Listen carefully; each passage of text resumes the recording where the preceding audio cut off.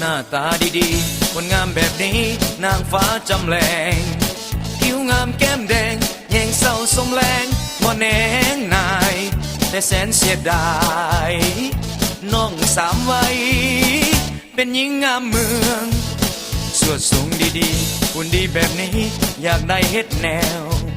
หลงกลเจ้าแล้วน้องนางแมวสาวยั่วสวาดถึงข่าวสัตตาขา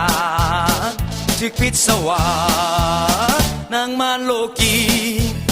ตกหล่นจากฟ้าหรือผุดพ้นมาจากอาเวทีของควรจากฟ้า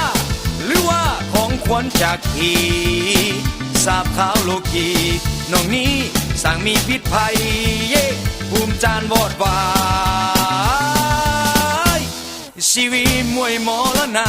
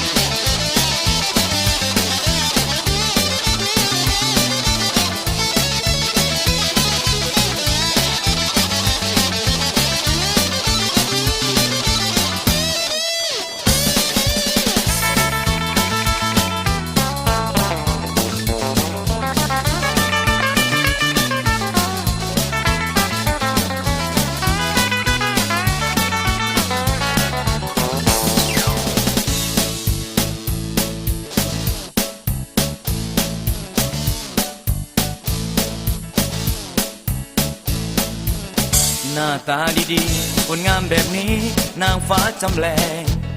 ผิวงามแก้มแดงแยงเศร้าสมแรงบ่แนงนายแต่แสนเสียดายน้องสามวัยเป็นหญิงงามเมืองสวดทรงดีๆหุ่นดีแบบนี้อยากได้เฮ็ดแนวหลงกลเจ้าแล้วน้องนางแมวสาวยั่วสวาดถึงข่าวสตาขาถึกปิดสวาดนางมารโลกีตกหล่นจากฟ้าหรือผุดพ้นมาจากอาเวทีของควรจากฟ้าหรือว่าของควรจากผีสาบขาวโลกีน้องนี้สร้างมีพิษภัยเย่ภูมิต้านวอดวายชีวิตมวยหมอแล้วนะบักเสี่ยวที่ไปเที่ยวทางเดินคืนนี้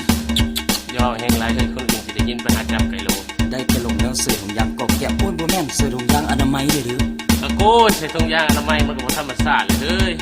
ย้อนพวกเจ้าอยากธรรมศาสตร์ไรเจ้าน้อยเลือดพวกเจ้าสิมี4หมวดเสี่ยวเลือด4หมวด4กุ๊บมันเป็นแนวเดิมบ่ก็ว่ากันพังเลยก็เฮ้ยหมวดที่1ก็ A หมวดที่2ก็ I ที่3ก็ D ที่4ก็ S เป็น A สิบ่มียาพวกพ้องขาที่มือตายฮู้ล่ะบ่